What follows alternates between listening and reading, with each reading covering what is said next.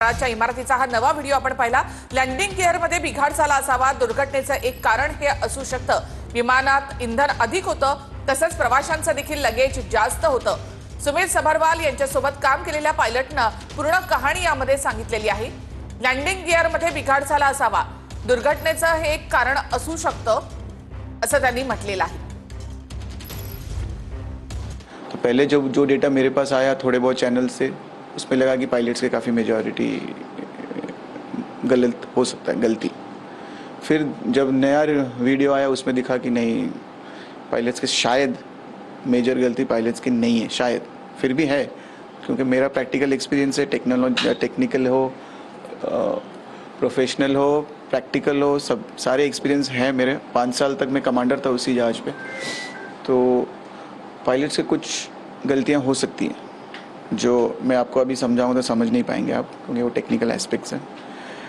पर इसमें जो धीरे धीरे तथ्य आ रहे हैं कि एयरक्राफ्ट मेंटेनेंस में था, मेंटेनेंस में काफ़ी बड़ा काम हुआ है, काफ़ी चीज़ें ओवरऑलिंग हुआ है, उसमें शायद मेंटेनेंस में कुछ गलती हो गया हो। क्योंकि बोइंग का जो रिकॉर्ड है आज तक परफेक्ट है इस जहाज़ का। इनिशियली जब आया था 14 साल पहले, ये जहाज़ नया लॉन्च हुआ था, तो उसका बैटरी में थोड़ा इशू था, क्योंकि ये जहाज़ बहुत एफिशिएंट है।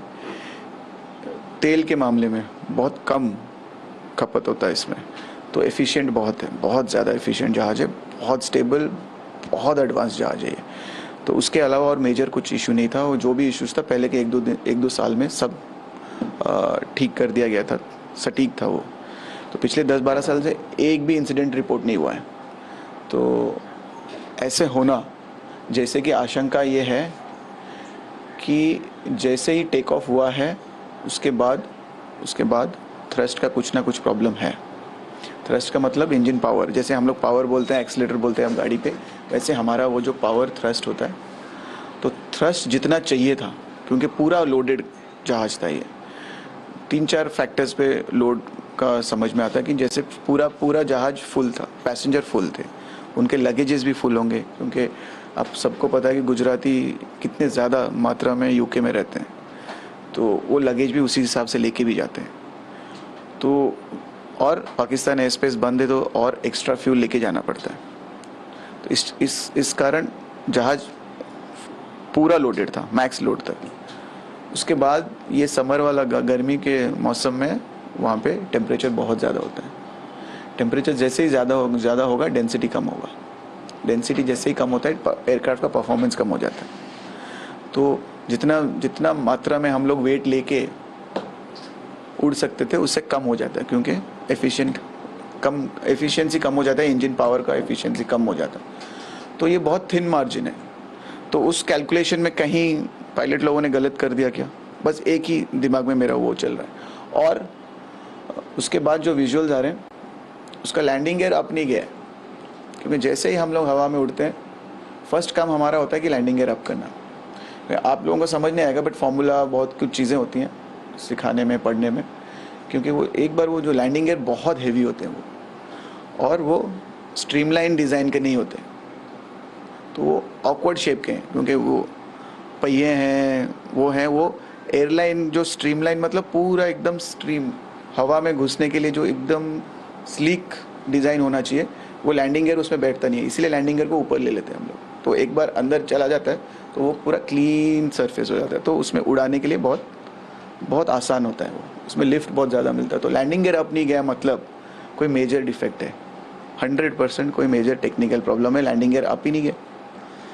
तो उनके ये पायलट्स लोगों के सबसे बड़ा अगर कोई प्रॉब्लम हुआ उनको, वो लैंडिंग गियर अप ही नहीं गया। और जैसे ही अप नहीं गया, उसके बाद 400 या 600 फीट के आसपास थ्रस्ट कम होने लग रहा है, क्योंकि उनके पास वो थ्रस्ट मिल ही नहीं रहा ऊपर जाने के लिए, चढ़ ही नहीं पा रहा, उसको अटक गया कुछ 1-2 सेकंड के लिए वहीं पे, फिर धीरे धीरे नीचे आने लगा। तो इसमें इंजन फेल 1 हुआ है या 2 हुआ है, क्योंकि अगर 1 भी होगा तो जहाज थोड़ा हिलना चाहिए था, थोड़ा सा, क्योंकि मॉडर्न एयरक्राफ्ट है, एडवांस्ड है, कंप्यूटर है, ऑटो पायलट्स भी हैं जो हेल्प करते हैं आप लोगों को, बट पायलट का इनपुट चाहिए ही चाहिए, बट उसमें आपको हेल्प मिलता है सिस्टम से। तो जहाज बिल्कुल हिला ही नहीं है, तो मुझे डाउट है, और उसका रडर का भी मूवमेंट नहीं है, तो इंजन फेल होना थोड़ा मुश्किल लग रहा है मुझे। तो जो आशंका हो रहे हैं कि एक इंजन फेल हुआ है, दो हुआ है, अगर दोनों हुए हैं तब तो इसमें बोइंग का कोई ना कोई डिज़ाइन में फॉल्ट है, जो इतने सालों से पता नहीं चल रहा था या फिर इतने सालों से हमें समझ नहीं पाया। अब जब होने को आया है, अब हुआ है, तो बोइंग का जो अभी वो पीछे हिस्ट्री में जाएंगे कि जब अभी एक बहुत बड़ा ओवरऑलिंग होता है, जैसे आप लोग गाड़ियों का सर्विसिंग करते हैं 6 महीने में 10,000 किलोमीटर ऐसा कुछ होता है, ऐसे जहाज़ों का भी वही सीन है। 3 महीने में ये होना चाहिए, 4 महीने में ये होना चाहिए, इतने से घंटों में ये चेंज होना चाहिए। तो एक मेजर सर्विसिंग के लिए ये जहाज गया भी था। तो सर्विसिंग के टाइम पे लाखों पार्ट्स होते हैं, मिलियंस पार्ट्स। तो मिलियन पार्ट में कहीं टेक्नीशियन ने कुछ छूट गया क्या, कोई प्रॉब्लम हो गया क्या, कंप्यूटर सॉफ्टवेयर में कुछ प्रॉब्लम हो गया क्या? क्योंकि जो FADEC एक बोलते हैं उसको, वेरी डिजिटल थ्रस्ट उसको बोला जाता है, कंप्यूटर है वो थ्रस्ट वगैरह को मैनेज करता है, पावर को। उसमें कोई डिफेक्ट आ गया क्या, या फिर दोनों थ्रस्ट पीछे आ गए क्या, या कुछ तो गड़बड़ हुआ है जिस उनको थ्रस्ट मिला नहीं। क्योंकि ये जहाज जैसे डिज़ाइन हुआ है, वो चाहे लैंडिंग गियर भी डाउन हो, एक इंजन भी निकल जाए, वो एक इंजन में सब कुछ निपटा सकता। मैं ये नहीं बोल रहा कि लंदन पहुंच जाता, बट हम लोग घंटे उड़ सकते हैं उसमें, कोई दिक्कत नहीं है उसमें।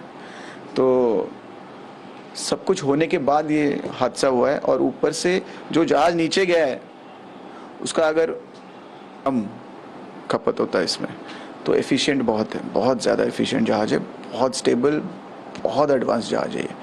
तो उसके अलावा और मेजर कुछ इशू नहीं था। और जो भी इश्यूज था पहले के एक दो साल में सब ठीक कर दिया गया था, सटीक था वो। तो पिछले 10-12 साल से एक भी इंसिडेंट रिपोर्ट नहीं हुआ है।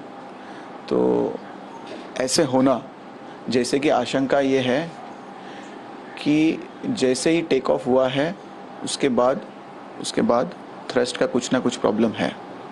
थ्रस्ट का मतलब इंजन पावर, जैसे हम लोग पावर बोलते हैं, एक्सीलरेटर बोलते हैं हम गाड़ी पे, वैसे हमारा वो जो पावर थ्रस्ट होता है, तो थ्रस्ट जितना चाहिए था, क्योंकि पूरा लोडेड जहाज था ये, 3-4 फैक्टर्स पे लोड का समझ में आता है कि जैसे पूरा जहाज फुल था, पैसेंजर फुल थे, उनके लगेजेस भी फुल होंगे, क्योंकि आप सबको पता है कि गुजराती कितने ज़्यादा मात्रा में यूके में रहते हैं, तो वो लगेज भी उसी हिसाब से लेके भी जाते हैं।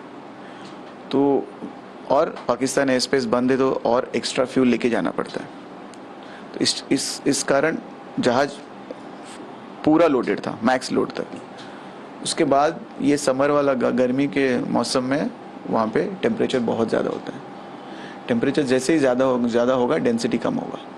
डेंसिटी जैसे ही कम होता है, एयरक्राफ्ट का परफॉर्मेंस कम हो जाता है।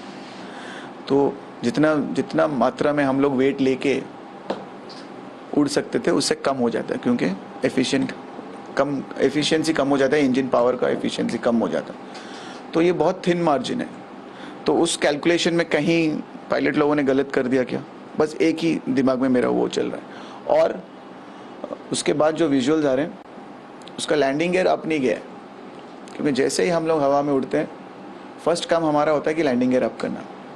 आप लोगों को समझ नहीं आएगा, बट फॉर्मूला बहुत कुछ चीज़ें होती हैं सिखाने में, पढ़ने में, क्योंकि वो एक बार वो जो लैंडिंग गियर बहुत हेवी होते हैं वो, और वो स्ट्रीमलाइन डिज़ाइन के नहीं होते, तो वो ऑकवर्ड शेप के हैं, क्योंकि वो पहिए हैं, वो एयरलाइन जो स्ट्रीमलाइन मतलब पूरा एकदम स्ट्रीम हवा में घुसने के लिए जो एकदम स्लीक डिज़ाइन होना चाहिए, वो लैंडिंग गियर उसमें बैठता नहीं है, इसलिए लैंडिंग गियर को ऊपर ले लेते हैं हम लोग। तो एक बार अंदर चला जाता है तो वो पूरा क्लीन सरफेस हो जाता है, तो उसमें उड़ाने के लिए बहुत आसान होता है वो, उसमें लिफ्ट बहुत ज़्यादा मिलता है। तो लैंडिंग गियर अप नहीं गया मतलब कोई मेजर डिफेक्ट है, 100% कोई मेजर टेक्निकल प्रॉब्लम है, लैंडिंग गियर अप ही नहीं गया।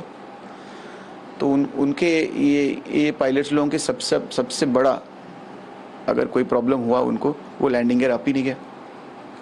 और जैसे ही अप नहीं गया, उसके बाद 400 या 600 फीट के आसपास थ्रस्ट कम होने लग रहा है, क्योंकि उनके पास वो थ्रस्ट मिल ही नहीं रहा ऊपर जाने के लिए, चढ़ ही नहीं पा रहा, उसको अटक गया कुछ 1-2 सेकेंड के लिए वहीं पे, फिर धीरे धीरे नीचे आने लगा।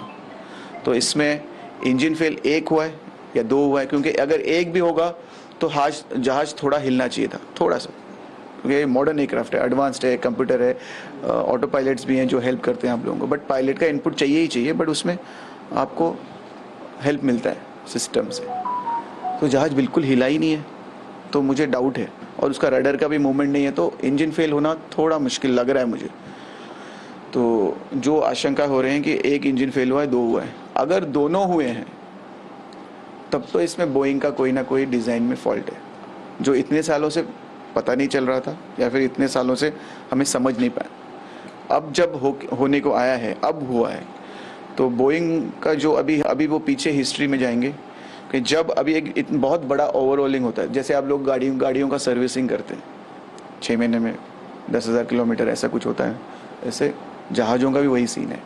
3 महीने में ये होना चाहिए, 4 महीने में ये होना चाहिए, इतने से घंटों में ये चेंज होना चाहिए। तो एक मेजर सर्विसिंग के लिए ये जहाज गया भी था। तो सर्विसिंग के टाइम पे लाखों पार्ट्स होते हैं, मिलियंस पार्ट्स। तो मिलियन पार्ट में कहीं टेक्नीशियन ने कुछ छूट गया क्या, कोई प्रॉब्लम हो गया क्या, कंप्यूटर सॉफ्टवेयर में कुछ प्रॉब्लम हो गया क्या? क्योंकि जो FADEC एक बोलते हैं उसको, वेरी डिजिटल थ्रस्ट उसको बोला जाता है, कंप्यूटर है वो थ्रस्ट वगैरह को मैनेज करता है, पावर को। उसमें कोई डिफेक्ट आ गया क्या, या फिर दोनों थ्रस्ट पीछे आ गए क्या, या कुछ तो गड़बड़ हुआ है जिस उनको थ्रस्ट मिला नहीं। क्योंकि ये जहाज जैसे डिज़ाइन हुआ है, वो चाहे लैंडिंग गियर भी डाउन हो, एक इंजन भी निकल जाए, वो एक इंजन में सब कुछ निपटा सकता। मैं ये नहीं बोल रहा कि लंदन पहुंच जाता, बट हम लोग घंटे उड़ सकते हैं उसमें, कोई दिक्कत नहीं है उसमें। तो सब कुछ होने के बाद ये हादसा हुआ है। और ऊपर से जो जहाज नीचे गया है उसका अगर विंग्स देखें पूरा स्टेबल है, एक बार भी नहीं हिला है।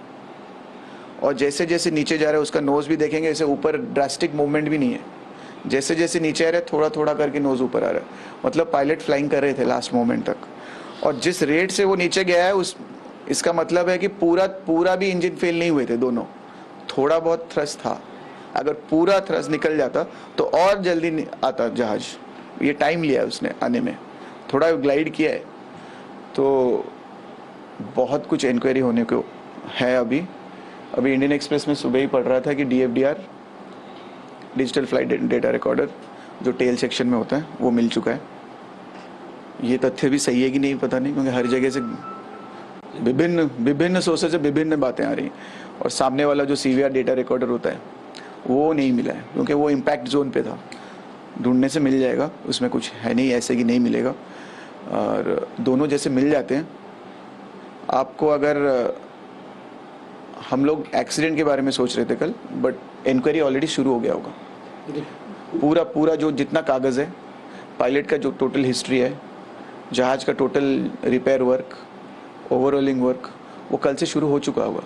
डिपार्टमेंट ऑलरेडी ऑडिट कर रहे होंगे, सब जब्त भी हो चुका होगा। सारी चीज़ें अभी इंक्वायरी भी हो भी चुके होंगे। जैसे ही DFDR अभी मिला है, जैसे ही आप उसको कंप्यूटर में डालोगे वो सारा डेटा दे देगा।